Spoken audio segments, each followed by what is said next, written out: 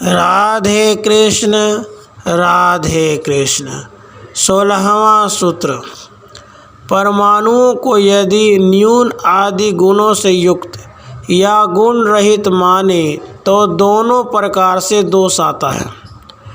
परमाणुओं को यदि न्यून अधिक गुणों से युक्त या गुण रहित माने तो दोनों प्रकार से दोष आता है।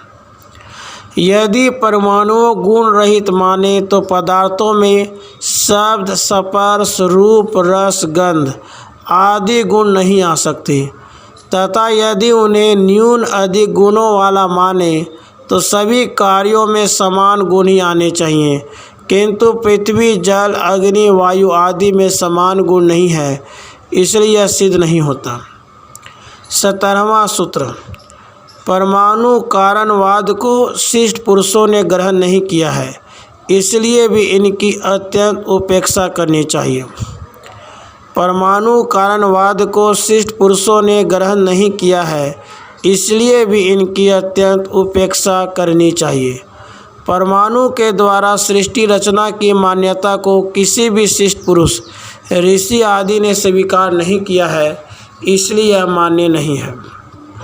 18वां सूत्र। परमाणु हेतुक ब्राह्म्य समुदाय और स्कंद हेतुक आभ्यंतर समुदाय, ऐसे दो प्रकार के समुदाय को स्वीकार कर लेने पर भी उस समुदाय की प्राप्ति नहीं होती। परमाणु हेतुक ब्राह्म समुदाय और स्कंद हेतुक आभ्यंतर समुदाय, ऐसे दो प्रकार के समुदाय को स्वीकार कर लेने पर भी उस समुदाय की प्राप्ति नहीं होती। बौद्ध मत में वैभाषिक तथा सौमांतिक श्रेणी वाले रूप, विज्ञान, वेदना, संज्ञा और संस्कार, इन 5 स्कंदों की ही मान्यता देते हैं। इनमें आत्मा, आकाश आदि की सत्ता नहीं मानते।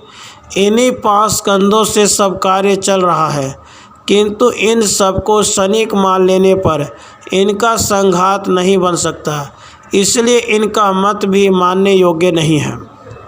19वां सूत्र। यदि कहो अविद्या, संस्कार, विज्ञान आदि में से एक एक दूसरे के कारण होते हैं, अतः इन्हीं से समुदाय की सिद्धि हो सकती है, तो यह ठीक नहीं है, क्योंकि ये अविद्या आदि उत्तरोत्तर की उत्पत्ति मात्र में ही निमित्त माने गए हैं, समुदाय या संघात में नहीं, अतः इनसे भी समुदाय की सिद्धि नहीं होती। यदि कहो अविद्या, संस्कार, विज्ञान आदि में से एक एक दूसरे के कारण होते हैं, अतः इन्हीं से समुदाय की सिद्धि हो सकती है, तो यह ठीक नहीं है, क्योंकि यह अविद्या आदि उत्तरोत्तर की उत्पत्ति मात्र में ही निमित्त माने गए हैं, समुदाय या संघात में नहीं, अतः इनसे भी समुदाय की सिद्धि नहीं होती। बौद्ध शास्त्र में विज्ञान संतति के कुछ हेतु माने गए हैं। इनमें अविद्या, संस्कार, विज्ञान, नाम, रूप, षड्यंतर, इंद्रियों का समूह, स्पर्श, वेदना, तृष्णा, उपादान, भव, जाति, जरा, मरण, शोक, परिदेवता, दुर्मनस्ता आदि क्षणिक वस्तुओं में नित्यता और स्थिरता आदि का जो भ्रम है, वही अविद्या कहलाता है। ये क्रम से एक दूसरे कारण बनते हैं, किंतु इनसे समुदाय की सिद्धि नहीं हो सकती, इससे यह अमान्य है। 20वां सूत्र। तथा बाद में होने वाले भाव की उत्पत्ति के समय पहले क्षण में विद्यमान कारण का नाश हो जाता है, इसलिए पूर्वोक्त अविद्या आदि हेतु संस्कार आदि उत्तरोत्तर भावों की उत्पत्ति में कारण नहीं हो सकते।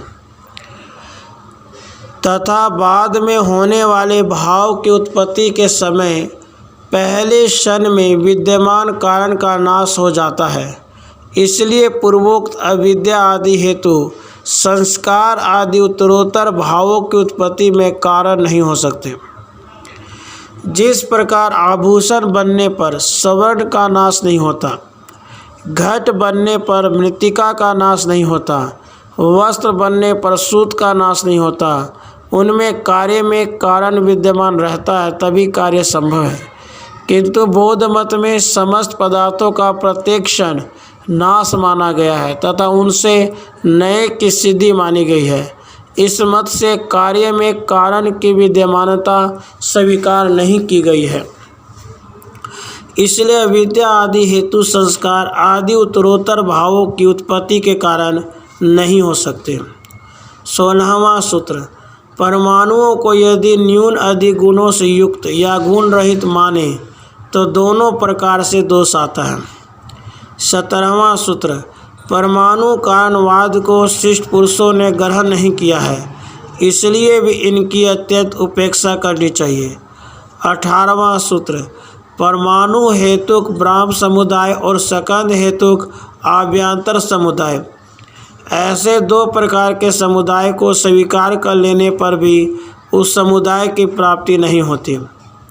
19वां सूत्र, यदि कहो अविद्या, संस्कार, विज्ञान आदि में से एक एक दूसरे के कारण होते हैं, अतः इन्हीं से समुदाय की सिद्धि हो सकती है, तो यह ठीक नहीं है, क्योंकि अविद्या आदि उत्तरोत्तर की उत्पत्ति मात्र में ही निमित्त माने गए हैं, समुदाय या संघात में नहीं, अतः इनसे भी समुदाय की सिद्धि नहीं होती। 20वां सूत्र, तथा बाद में होने वाले भाव की उत्पत्ति के समय पहले क्षण में विद्यमान कारण का नाश हो जाता है, इसलिए पूर्वोक्त अविद्या आदि हेतु संस्कार आदि उत्तरोत्तर भावों की उत्पत्ति में कारण नहीं हो सकते। राधे कृष्ण, राधे कृष्ण।